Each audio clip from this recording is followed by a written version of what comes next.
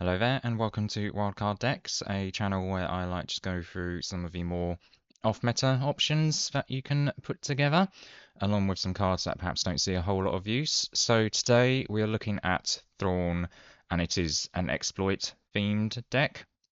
So we are running it in green, but we do also have a lot of control-y elements to get ourselves into a place where we can start exploiting. So let's get into it. So in terms of unit split, it's 22 ground, 16 space, so relatively even. And then the rest is events. We've got no pilots or upgrades. And then resource cost. We do have a high concentration in the early game. And then everything from 8 to 12 resources are the exploit options. So those costs a little bit misleading because you're probably not going to be paying your full amount for them. And then rarity, we've got two legendaries. They are both the same card. There will be other options if you don't have it. And then, yeah, I would say the rest of it's pretty plausible to put together. So, on to Thrawn and what he does. Just going with a 30 HP green base, I didn't see much use as to what Energy Conversion Lab would be able to do. The things that we could ambush out aren't particularly powerful, and they don't have an on-attack effect either. So, yeah, I really didn't see the benefit in having that base. But Thrawn himself, when you use a when defeated ability, you may exhaust this leader, and if you do, use that ability again. So, when we get onto our exploit fodder units, you will see that we've got some that have a when defeated ability of creating a battle droid. So with Thrawn, we can create two battle droids instead, and that's where he is a genuinely viable exploit leader. The only one we've had previously was Count Dooku, because he could exploit any separatist unit for what he has out already. But I guess the issue with Dooku was being able to keep that fodder chain going whilst actually playing worthwhile stuff. With Thrawn, we don't have that difficulty anywhere near as much, I would say. And then he comes out on 6 resources as a 4/7, so that's the stat line, pretty much the minimum stat line you're looking for. It's quite useful to hit base, it's quite useful to clear up their ground units, so he's pretty well statted for that. And then his ability makes no difference whatsoever, it is exactly the same as his leader side. On his deploy phase, you could use a when defeated when he's not deployed, and then deploy him and make use of another one. So you might be able to get double bubble, as they say, even more double bubble than he normally would. So onto all of the units that we would be happy to use as exploit fodder. So Vanguard Infantry, it's the only one cost we got in this deck, apart from an event, I think. But when it's exploited, or when defeated, I should say, give an experience token to units. If it's used as exploit fodder, you can give the experience to whatever you're bringing out. So again, with Thrawn, you can give 2 experiences to a unit. So can make your exploit units actually pretty much on rate with other units that cost as their base cost anyway. So yeah, pretty useful. Confederate Courier, when it dies, create Battle Droid token. With Thrawn, we can gain 2. So, very useful. Krennic, if I had 3 of him, I would have 3 of him, but I've only got 1 at the moment. But he's a 2/2 shielded, which is always nice, and they do see quite a lot of play in general. And the first unit you play each round has a when defeated ability costs 1 less. So, in theory, if you play Krennic in your first phase, you would then be able to play Vanguard Infantry as well. So yeah, he just helps to keep the exploit fodder chain going as well, because you'll be able to play out more things than you otherwise would be able to. Onyx Squadron Brute, so just to give us a form of healing in the deck, and also if you were to exploit it out, again, you can heal 4 instead, depending on what you choose, if you're exploiting various things with when defeated abilities. Wartime Trade Official, it's the same as a Confederate Courier, but a little bit weaker, but it has more health. Now, one thing you do need to bear in mind is the right order to play things, and also if it's better to play the Trade Official or the Confederate Courier.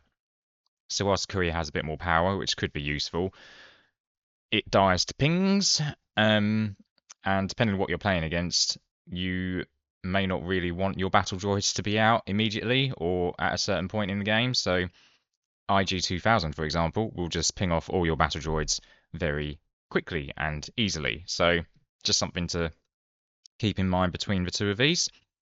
Cobb Vanth. So if you're playing Thrawn Green, he has to be in it because he's just absolutely insane with Thrawn. So if you're not familiar with him, he's only a 3/2, so it is abysmal stats for a 3 cost. But when defeated, search for top 10 cards of your deck for a unit that costs 2 or less and discard it. For this phase, you may play that card from your discard pile for free. So with Thrawn, you can activate this twice. So you'll be searching 10 for 1 and then the next 10 for 1. It's not searching for 2 units in the first top 10 cards. You have to do a whole ability twice.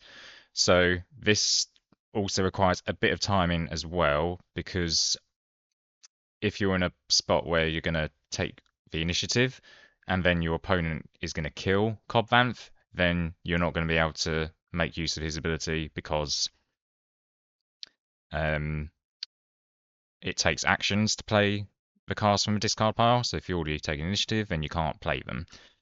Interestingly as well, it's not an optional when defeated, so you would be guaranteed to have to, even if you've taken initiative, you have to search for one and dump it in your discard pile.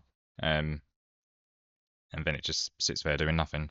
So, but yeah, with Cobb Vanth, when he dies, ideally anyway, we can search for any of these dudes to keep the exploit chain and value going. Onyx Squadron Brute in particular can be a very useful one to kind of save your bacon and give you potential 8 healing on the board if you activate the Thrawn's ability twice to each of them. Landing Shuttle, so when defeated you may draw a card. Now as we have quite a decent number of events that are removal in this deck, if we are in a spot where we need to be more controlling, then the Landing Shuttle can help us get those cards into our hand. And then Super Laser Tech, he's not particularly essential, to be honest. I wouldn't be above or against ditching him, to be honest. I've only gone for 2 of him. That's how unimportant he is. If you pull it off, then it's just, I mean, he's as good exploit fodder because then he comes into resource. But I guess he's mainly here so that you can get Chimera out a bit earlier than you otherwise would have. But also, if you had Krennic, then that would fulfill that function as well. So on to the rest of our units that fulfill a different purpose or are not exploit fodder. So Chimera, it's pretty essential with any Thrawn deck as well, because when played you can use a when defeated ability on another friendly unit without defeating them. So if we just go back to these, we've got the Onyx Squadron Brute is a good target to heal 4. We've got the experience, so you could give double experience to the Chimera when you play it. And of course, we've got Cobb Vanth. You can go grab 2 units to play from your discard pile. And creating battle droids if you've got something in your hand that you might be able to exploit out the next turn. So yeah, Chimera's very good in this deck, and will just be very good in any Thrawn deck. When defeated, create 2 TIE Fighter tokens. So yeah, if it gets defeated, you can use Thrawn's ability to get 4 TIE Fighter tokens, which again gives you more fodder for all of our lovely exploit cards. So onto the exploit units. We've got the Bactoid Spider Droid. You can get it out for 4 resources. As a reminder for exploit, the number next to it means how many you can exploit. It's not a compulsory, so you can exploit 1 if you want, and then for each unit that you do exploit, this costs 2 less. So it can cost 8, 6, or 4 without any other shenanigans going on. So as you can see, for an 8 cost, on the face of it, 5/6 is abysmal, but if you're playing it for 6 or 4, then it's much more usable. And it has ambush, crucially. So if you're going against a more aggressive deck, then you can come in and ambush and ideally kill a unit on the ground, and this will stay around. Possibly the best example to use this would be if you're playing against a Sabine deck and they deploy Sabine and you're able to exploit for 4, then this comes in and wipes her out and still has 4 health left. So that's probably the best case use for it. It can also come in and kill blue leader and have 1 health if it's on the ground. So yeah, it's quite a flexible card. It's not a powerhouse by any means, but it's just more for its ambush utility. Hailfire tank. So originally I went Separatist super tank, but it's 1 extra cost. Does make it a little bit awkward to get out. So I found that the Hailfire tank was more reliable in that sense, and it only has 1 less power than a Separatist super tank. Yes, it has 2 less health, but it's still immune to takedown and open fire. So, well, not immune, but you get what I mean. It doesn't die to it straight away. So it also has exploit too. So similar to the Spider Droid, can come out for 8, 4, or 6. It's the powerhouse on the ground, really, or early powerhouse on the ground. Good overwhelming barrage target because it's a green deck, green villainy deck. Of course, we have overwhelming barrage. So yeah, can come in and put some pressure on the opponent's base. Providence Destroyer. As with the previous 2, this is an 8 cost, but it has exploit 2, so it can be 8, 6, or 4. It's 5, 7, which are decent enough stats, but on attack, give an enemy space unit -2, -2 for this phase. So if your opponent isn't going on a pilot route in space, then you are going to be wiping out. They might only be like attacking for 1 or 2 whilst you're hitting base. You could, I mean, the golden scenario is you're hitting base and you give something -2, -2, and it actually kills it. Like if it's a Phoenix Squadron A-wing, I think that's what it's called. So yeah, this can help to mitigate the damage against you every phase whilst you're smacking in for 5, or taking out 1 space unit and shrinking the other that you're not attacking. So overall, quite a good utility card. Battle Droid Legion. I've only gone for 1 of these because I have to say I'm not entirely sure about it. It's a 9 cost, so I do find that the 9 costs are quite awkward to be able to play.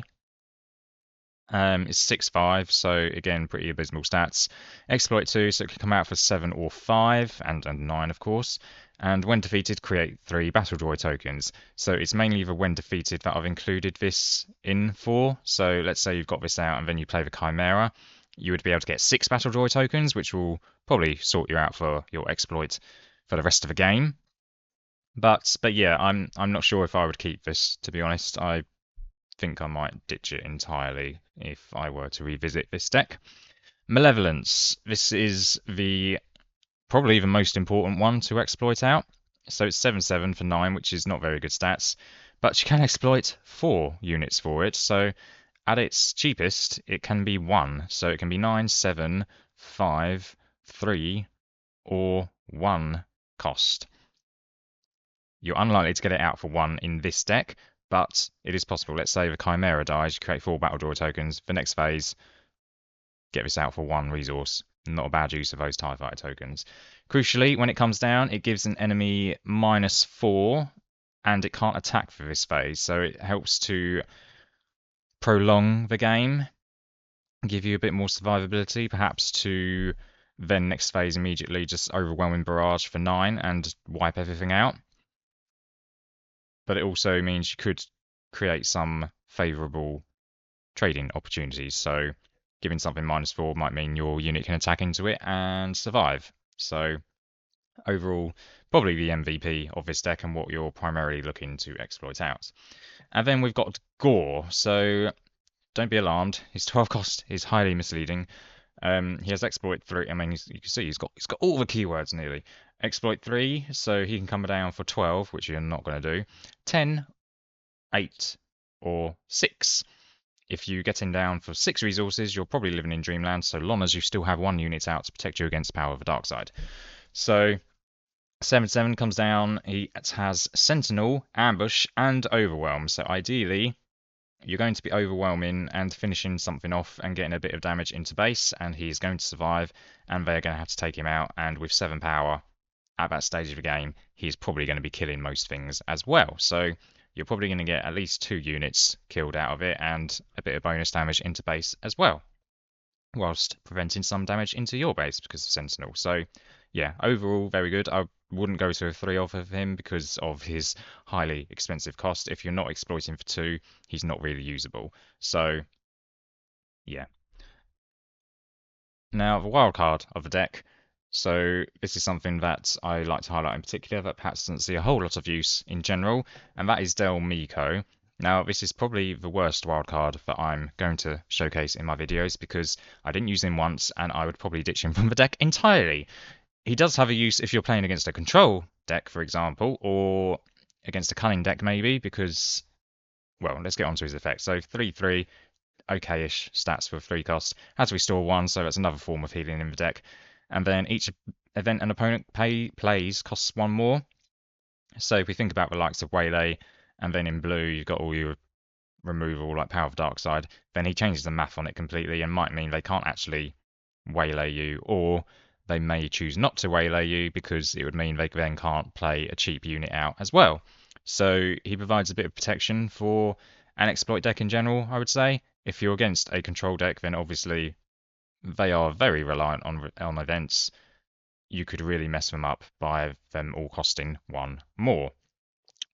Vigilance is a particularly good event for control decks to play, so if they're not double blue, it will cost 7 instead of 6, and that could be quite crucial. So yeah, but as I say, ironically, whilst I've highlighted him, I would probably ditch him for other things like Director Krennic, for example. So yeah. On to the events. So we've got 2 of Apology accepted, and this is primarily to kill. Sounds really harsh, really, doesn't it? To kill Cobb Vanth if there's no ground units for us to kill him against, or if we're not drawing our exploit cards. So defeat a friendly unit, you may give 2 experience tokens to a unit. So a lot of our, well, so we've got a lot of exploit fodder as it is. If we've got a battle droid and we've already got an exploit unit out, then we could just defeat that battle droid and pump that exploit unit out even more, or pump Thrawn up. So yeah, overall quite a flexible card, mainly for its utility. It's not massively important in this deck because we've got exploit to be able to kill our units anyway. Power of the Dark Side, we all know what it does. It's pretty essential. Fell the Dragon, so I wasn't sure whether this or Takedown would be better. The logic I went with is that I've got Overwhelming Barrage to take out lower health units, so Fell the Dragon felt like it fit the spot of what we were perhaps had a hole in terms of removal. So that was my logic for including Fell the Dragon. And the games in this deck probably do go on for a bit longer, so you're more likely to come up against units with 5 or more power. Also, if your opponent is pumping up their space units or vehicles with pilots, then they're possibly going to be breaching that threshold and becoming immune to takedown. No glory only results. I've only got 1 of them at the moment, unfortunately. This would be a guaranteed full 3 of, and it may not have saved me in my final match where I was against a relentless swarm of ruthless raiders, but it certainly would have made it a lot more plausible that I would be able to turn it around.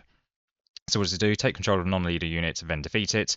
So you may think that first line of text is superfluous or a bit pointless, but when there's 2, off the top of my head, there's 2 units that are immune to removal in general, and that is the Chewbacca Pilot and Lurking TIE Phantom. Because you take control of the unit first and then defeat it, those 2 cards are not immune to friendly effects. So they become a friendly unit and then they die. So that is the distinction between this and Vanquish. The other bonus you get is because it becomes a friendly unit, you get any when defeated triggers. So with Thrawn, if you steal a Ruthless Raider and then kill it, then you get the double 2 damage to potentially 1 unit or 2 different units, and then 2 damage to base twice. So yeah, overall, this is a pretty much an essential card. Definitely a full 3 of as and when I get them. Overwhelming Barrage, it's still one of the best cards in the game. You're pretty much going to include it in every single green villainy deck that you're making. I'm not going to say anything more about it. And then Rivals Fall, only a 1 of, just to kill whatever leader they may have at any point in the game. And if they pilot the leader onto a unit, we're even happier because we're killing 2 things with 1 stone. So onto the missing pieces, and I would definitely be including 2 Krennics and 2 no glory only results. As I mentioned, I would probably be ditching Meeko, and the super laser tech. That gives us 5 cards to play with. But I'm also considering salvage as well as a high potential. If they do manage to defeat, like, you get the Malevolence out, they just fell the dragon it straight away. Well, if we've got salvage, we can bring it back very easily, and we don't care too much about the 1 damage to it. Now, because it says play a vehicle as well, and you do have to pay its cost, obviously, otherwise it'll be an absolute broken card. You can still use the exploit mechanic, so it's not a case of, oh, you have to pay the full 9 or whatever. You can still do that and then exploit afterwards. The other good use for this would be if they kill the Chimera, then you can bring it back, perhaps unexpectedly, and get another use or 2 out of a when defeated ability. So I do see a spot for salvage. Whether it would be a full 3 of, I'm not entirely certain, but yeah, I think it has some interesting potential with this deck. So on to some other options. So obviously Confiscate, if you are against a pilot deck and they want to put it on their leader, a vehicle, I should say, then apart from Luke Skywalker, this will take that out. Particularly useful if you're against aggressive decks with early deploy leaders, because you want to get rid of him as quickly as possible, and Rival's Fall is a 6 cost. So, yep. Battle Droid Escort is another fodder option. I feel like we've already got enough fodder, so I don't really want a 3 cost generating 2, well, itself and a battle droid, and then another 2 battle droids when it dies. I don't think we need it necessarily. Perilous Position to help on a more control-y point of view. If you're against aggressive decks, again, like Confiscate, this would be a good option. I've opted against it in this deck, but you could easily make a space for it, again, perhaps for Meeko. Direct Hit, so just another option. I would probably sideboard this in any, not any, but in most blue decks, just as a 1 or 2 of. If you're against a vehicle heavy deck, then this will just ignore any thresholds apart from it having to be a non-leader, so you don't need to worry about juggling take down or fell the dragon. You can just, it's got no other threshold, and then take down for, again, depending on what matchup you're against.